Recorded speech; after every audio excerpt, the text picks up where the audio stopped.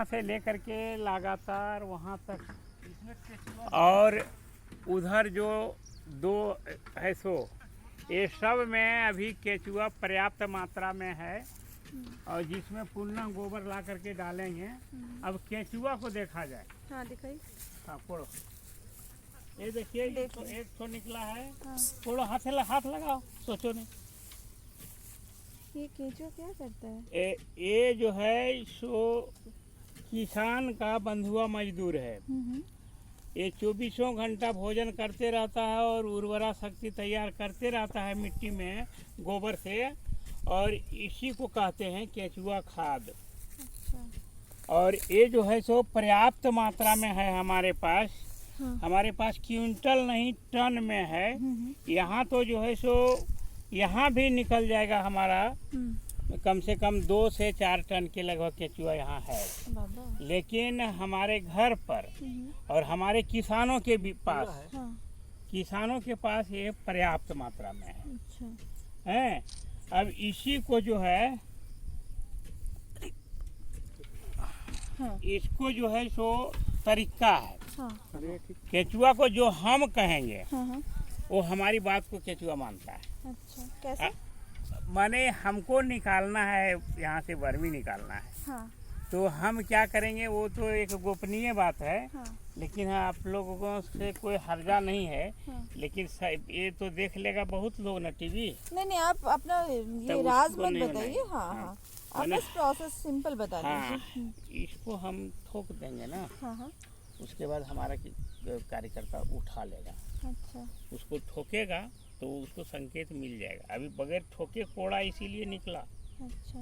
बगैर ठोके नहीं कोड़ सकता, ठोक के कोड़ेगा। हाँ। तो एक भी केचुआ नहीं नजर आएगा आपको। अंदर चला जाएगा। वो अपना संकेत बुझ गया, संकेत से निकल जाएगा। और उसके बाद हमको इस ढेरी को पूरा उठा लेना है, खाली कर देना है। केचुआ को हमको बुला लेना है सबों को दूसरी जगह ले जाने के लिए। तो क्या करेंगे, बीच में एक गड्ढा बना देना और उसमें ताज़ा गोबर डाल देना। वो सेंट फैल जाएगा पूरे में और सारा का सारा केचुआ वहाँ आ जाएगा। और अगर हम उसी को केवल उठाएंगे और जहाँ ले जाना है परिवर्तित जगह पर कर देंगे और फिर इसको हम चालनी कर लेंगे। ये है बेसिक स्टार्ट।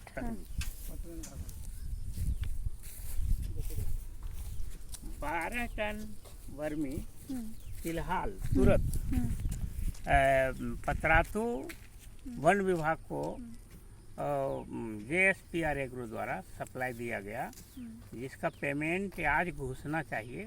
कल जो है सो हमारा डोंगल लग चुका है। आज कोई ना कोई टाइम हमारे खाते में 99,000 रुपये आ जाएगा। अच्छा, तो आप अचानक ये वाला चीज़ करने के लिए क्यों सोचे? वर्मी कंपोस्ट बनाने क्या क्यों सोचे? मैं आज से नहीं कर रहा हूँ, 1985 से कर रहा हूँ। मैं एक किसान हूँ और मैं भुक्तभोगी हूँ। हमारे दादा के साथ एक घटना घटी थी कि वो यूरिया ला करके छिड़काव करके लाया था, थोड़ा सा कटोरी में था, वो पिघल गया। हम भोजन कर रहे थे और उसी बीच 2 बकरी उसको पी गई और दोनों बकरी मर गई। हमारे दिमाग में उसी दिन बैठ गया कि ये पॉइजन है। अब पॉइजन को हमें रोकना है तो जहर मुक्त वायु जल एवं भोजन आधारित कार्यक्रम हमारी कंपनी तय की है। तो जहर मुक्त भोजन जल और वायु कैसे होगा? तो भोजन के लिए आप लोग देख लिए मैडम। जल के लिए हमारी संस्था को ग्राम भारती NGO भी हमारा है, जिसको पलामू डिस्ट्रिक्ट मेदिनीनगर क्षेत्र को मिला है काम करने के लिए। जहां हमारा कार्यकर्ता वहां लगा हुआ है। जल का हो गया, भोजन का हो गया, अब बाकी रहा वायु का। तो वायु को प्रदूषण से रोकने के लिए उसके लिए प्राणवायु पाउडर भी मैंने बनाया, जिससे जल शुद्ध होगा। और उसके लिए जो पर्यावरण के लिए जहाँ भी हरियाली रहेगा वहाँ जो है सो प्रदूषण कम रहेगा। यहाँ जो है सो आपका 11% ऑक्सीजन हो गया है। 23% ऑक्सीजन रहना चाहिए धनबाद में, हर शहर में रहना चाहिए 23% ऑक्सीजन, जो अभी 11% हो गया है। जिस समय मैंने 18 में स्टार्टअप इंडिया में भाग लिया था, दिल्ली के अधिकारी आकर के हमको बोले थे कि 4 जगह का यहाँ जो है सो प्रदूषण युक्त जगह बन गया है, शहर बन गया है, जिसमें रांची है, जमशेदपुर है, बोकारो है और धनबाद है। इसमें से आप किस जगह को चिन्हित करते हैं? जब मैंने कहा कि मैं पढ़ा लिखा नहीं हूँ और अब कार्यक्रम हमारा है विश्व मानव समुदाय के लिए, तो हमको जहाँ भी दे दीजिएगा वहाँ हम काम करने में सक्षम है। इस परिस्थिति में सरकार जो है सो, जो भारत सरकार के अधिकारी आए थे वो बोले कि 1 सप्ताह में आपको आदेश दूंगा कि आपको कहाँ जाना है। और उसके बाद जो है सो 1 सप्ताह के बाद चिट्ठी आई ISM और हमको कहा गया कि आपको ISM में जगह मिलेगा, कारण कि वहाँ वैज्ञानिकों का अभाव नहीं है। उसके बाद 120 देश के छात्र छात्राएं वहाँ पढ़ती है, तो एक साथ 120 देश में प्रचार हो जाएगा। जो सबसे बड़ा अभाव अभी है ऑक्सीजन का, और ऑक्सीजन के अभाव से अभी जो कोरोना सीजन में जो देख रहे हैं तो बोल क्या ऑक्सीजन चाहिए, ऑक्सीजन चाहिए, ऑक्सीजन चाहिए। सारे तंतुओं में शरीर में ऑक्सीजन का अभाव हो जाना कोरोना का मुख्य कारण यही है। और मैंने जो प्राणवायु पाउडर तैयार किया है उसको केवल 1 चुटकी 1 लीटर पानी में दे देंगे तो 46.6% ऑक्सीजन 6 घंटे के लिए उस पानी में रहेगा और वो पानी 15 दिनों तक खराब नहीं होगा। पानी भी यहाँ का दूषित है धनबाद का, और पानी पर हमारा काम था, वायु पर हमारा काम था, और भोजन पर तो यहाँ हम लात रखे और एक कार्यक्रम खड़ा कर दिए जो कि 12 प्रखंड में, धनबाद के 12 प्रखंड में हमारा कार्यकर्ता कहिए या RPA फार्मिंग कहिए, जिसको सारा का सारा सप्लाई हमारे द्वारा ही होता है, और 12 प्रखंड में जैविक खेती चल रहा है, हो रहा है। अभी आप विभाग द्वारा जो मशीन आया है उस मशीन का उपयोग हम ऑक्सीजन धूप बत्ती बनाने के लिए करने जा रहे हैं। कुछ तैयार भी किए पाउडर, और ऑक्सीजन धूप बत्ती बनाने के लिए और जो कैरेक्टरिया है, एक पिसाई मशीन है, वो किसी भी कड़ा चीज़ को पीस सकता है, तो उसका इस्तेमाल जो है सो हम तुरंत करने जा रहे हैं। कोकोपीट तैयार करने में, कोकोपीट एक अहम भूमिका निभाता है नर्सरी करने में। तो कोकोपीट में नारियल का छिलका को पिसा जाता है। नारियल के छिलका को पीसने के लिए ये मशीन तो छोटा है, लेकिन अभी हमारा काम शुरू हो जाएगा। धन्यवाद। ये जो चालनी आप देख रही हैं, हमारे कार्यकर्ता लोग लगे हुए हैं। ये 3rd स्टेप या 4th स्टेप कहा जाए इसको, वर्मी कंपोस्ट का 4था काम यहाँ हो रहा है। और 4था काम में ये चालनी हुआ, 5वां काम में ये तौलना होगा, 6ठा काम में जो है तो पैकेजिंग होगा। पैकेजिंग के लिए सिलाई मशीन हमारे पास है, और प्लास्टिक पैकिंग के लिए वो भी मशीन हमारे पास है, जो आपको अंदर में हम दिखला देंगे। अभी त्योहार के चलते हमारा कार्यकर्ताओं का कमी है, सब जो है तो दीपावली में चले गए हैं। दीपावली और छठ अपनी संस्कृति में अहम भूमिका निभाता है। लोग पूजा पद्धति ज़्यादा करते हैं, तो छठ पर हमारा काम धीमी गति से चलेगा। लेकिन हमको अभी तुरंत 1 टन का ऑर्डर है 1 किलो के पैकेट में, जो जस्ट ISM के सामने देने जा रहा हूँ। जहाँ छोटा छोटा नर्सरी है वहाँ सभी नर्सरी में हमारा वर्मी पहुँच जाएगा। अभी 1 या 2 नर्सरी में वर्मी हमारा वहाँ बिक रहा है। ये रणधीर वर्मा चौक से ये जो मशीन है इसका ये क्या छान रहा है। अच्छा। ये जो है सो इधर देखा जाए, कोई पैसा देगा तो खराब माल नहीं लेगा, उसको हम प्लास्टिक दे देंगे, शीशा दे देंगे, ईंटा दे देंगे, पत्थर दे देंगे। तो ईंटा पत्थर शीशा का तो पैसा वो देने नहीं जा रहा है, तो उसको कैसे छांटेंगे? उसको छांटने के लिए जो है सो जरूरी है इसको चालनी करना।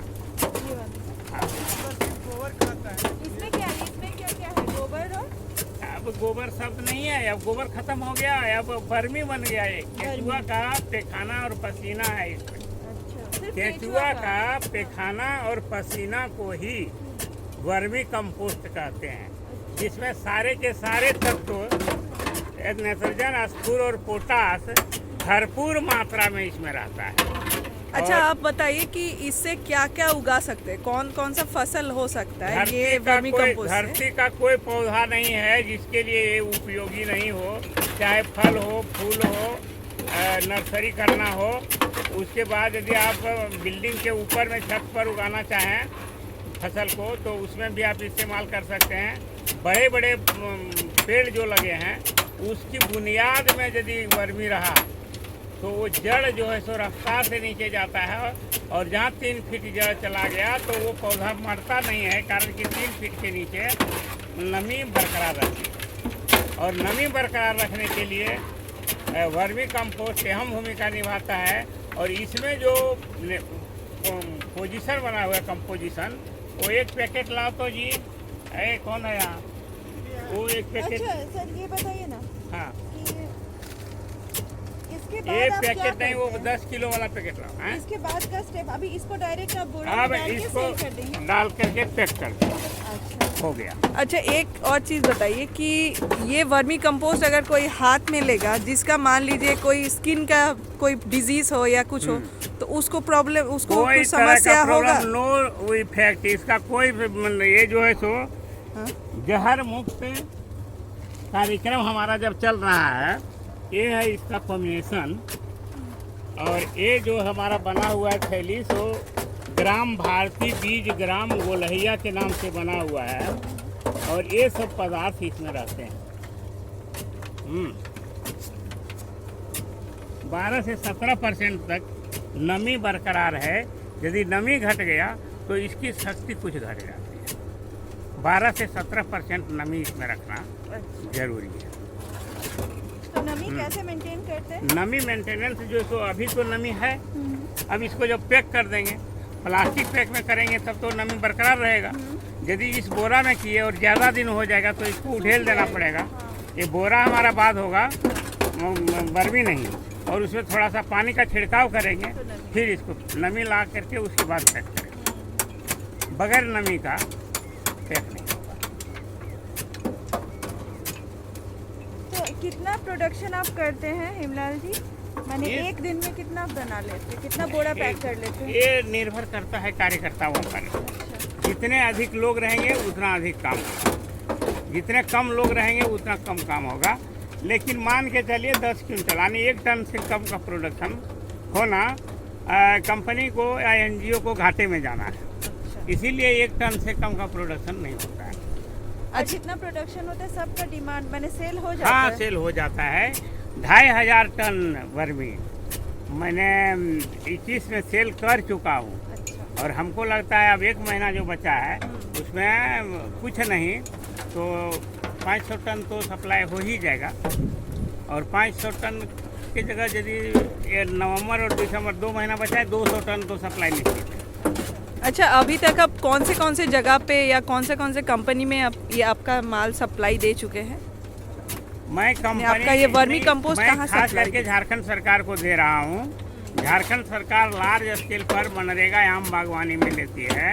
इस वर्ष मुझको 2 जिला मिला, कोडरमा जिला और जामताड़ा जिला। अगले वर्ष हमारे पास था जामताड़ा जिला, कोडरमा जिला, जामताड़ा जिला और गिरिडीह जिला।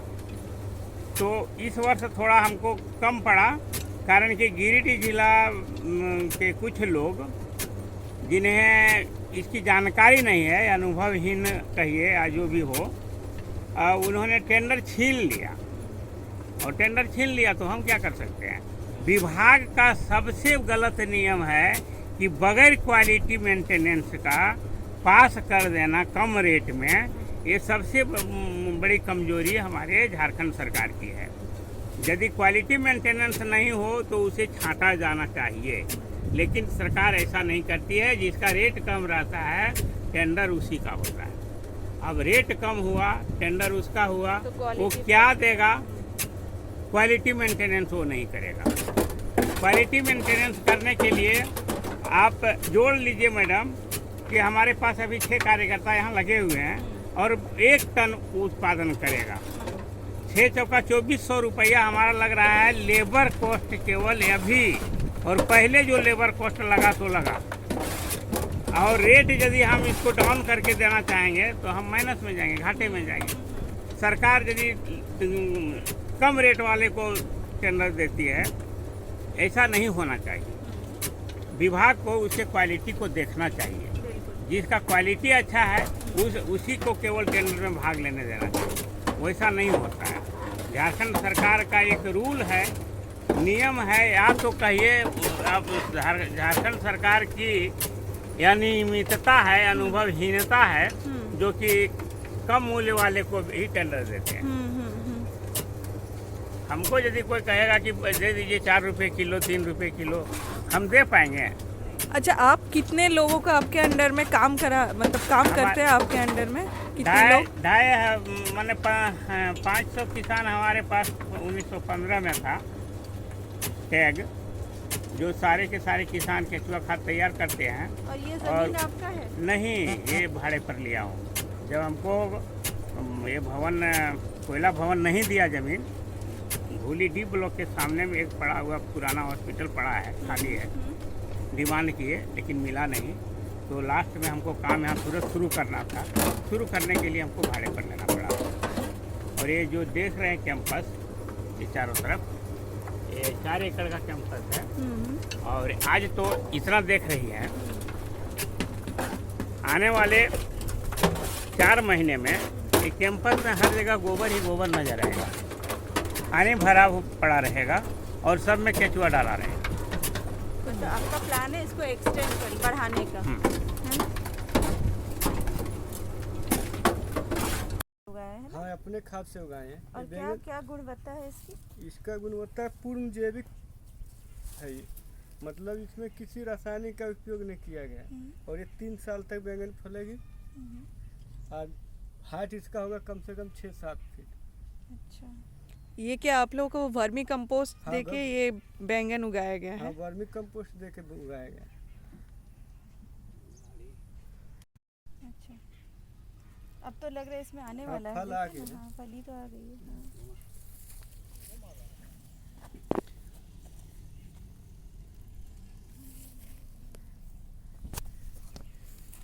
ठीक, तो आप लोग तो अपना वर्मी कारण कि हम यदि छोड़ करके लेबर को चले जाएंगे तो हम बहुत बड़े आदमी बन गए ना। हाँ। ये आपके यहाँ से जो मशीन आई है, अच्छा, ये है। तो इसमें आप कैसे काम अब करते हैं? इसमें जो है सो तुरंत जो है सो तैयार करने जा रहे हैं कोकोपीट, जो आपका डाभा जो फेंका हुआ मिलता है, नारियल का जो नारियल का डाभा, जूस का कवर। हाँ, उसको फाड़ देंगे हाँ हाँ। और इसमें डाल देंगे तो टुकड़ा टुकड़ा होकर के नीचे गिरेगा। उसके बाद उसको सूखने देंगे। उसको सूखने के बाद डाल देंगे इसमें, हाँ। इस मशीन में डाल देंगे तो वो बन जाएगा कोकोपीट। उससे क्या होता है? कोकोपीट जो है सो हल्का रखता है मिट्टी को। और जब नर्सरी किया जाता है ना तो उसमें कोकोपीट प्लस वर्मी डाला जाता है तो वो तैयार होना शुरू हो जाएगा। इसमें जो पिसाई करेंगे हम, वो मेह पाउडर जो मैंने भेजा है वो इसकी का पिसा हुआ और छाना हुआ था, जल्दी करना पड़ता है। एक मशीन इसका और लेना पड़ेगा। सो और इधर आइए एक मैडम। अच्छा, तो आपको ये मशीन कहाँ से मिला? मतलब ISM धनबाद से लाया हूँ। गुप्ता सर जो है सो दिए हैं दोनों। इसका अभी तक आपने क्या क्या यूज किया है? इसका यूज हुआ जैसे बनाने में, ये जो धूपबत्ती बनाएंगे ना तो उसमें गोमेय पाउडर चाहिए। पाउडर बनाने के लिए एक काम में लिए और इसमें जो है सो कटाई शुरू किए, लेकिन इसमें करंट आ रहा है। अच्छा अच्छा। और करंट आ रहा है, उसके चलते जो है सो इसमें ब्रेक ले दिए। अच्छा, इस मशीन का उपयोग उतना अभी रोक नहीं हो दिया पाया, आपने? रोक दिया। अच्छा। और सर को जानकारी भी है, तो सर को इसका ये प्रॉब्लम बताया कि प्रॉब्लम जानकारी है, लेकिन उसका निदान नहीं हो पाया है, इसीलिए इसको अभी काम में अभी ले तक नहीं रहे निदान नहीं हो पाया। हैं। अब दूसरा काम इसका जो है सो लेने जा रहे हैं। कोकोपीट काट देंगे इसमें, हाँ। उनको मेथी नारियल का समझ गई। बुरादा तैयार करेंगे और उसको इसमें पिसाई कर देंगे। वो कोकोपीट बिक जाएगा बाजार में। अच्छा। ये डब्बा जो है सो लाया है जैविक कीटनाशक। कीटनाशक शब्द हुआ जहर, और हमारा जो होगा वो पेस्टिसाइड, माने कीट खदेड़क के नाम से इसको रखेंगे। JSPR एग्रो कीट खदेड़क। और कीटनाशक जो है सो कीटनाशक 100 तरह का है, और कंपनियों माने दुकानदार के पास 1000 कंपनियों की दवा है। हमारी एक दवा सारे के सारे रोग का निदान करेगी, चाहे वो कोई भी बीमारी हो फसल में, उसमें वो काम करेगा। और पॉइजन नहीं है। अभी आप लोग जानती ही होगी कि भिंडी तीसरा दिन बूढ़ा हो जाता है, और 3 दिन तक कहता है कीटनाशक डालने के बाद फसल नहीं तोड़ने के लिए। उसके बाद किसान उसको तोड़ करके बाजार में बेच देता है। जो भी खाता है वो पॉइजन खाता है। हमारा अभी डाला गया और अभी कोई गेस्ट आ गया तो उसको तुरंत धो करके तुरंत बना करके खाया जाएगा। जब पॉइजन लेस है तो कोई प्रश्न ही नहीं उठता। फिर क्या होता है, भावावेश में, गुस्सा में बहुत परिवार के लोग इसको कीटनाशक को पी करके आत्महत्या कर लिए हैं। और उस आत्महत्या से सदा के लिए निजात हो जाएगा यदि मेरे द्वारा तैयार किया हुआ कीट खदेड़क पी लेगा तो उनका पेट साफ हो जाएगा। धन्यवाद। बताइए आप ISM से क्या आपकी अपेक्षाएं हैं? सबसे बड़ी बात यह है, ISM विश्व स्तर का एक संस्थान है, और मैं अंग्रेजी नहीं जानता हूँ, मैं पढ़ा लिखा नहीं हूँ।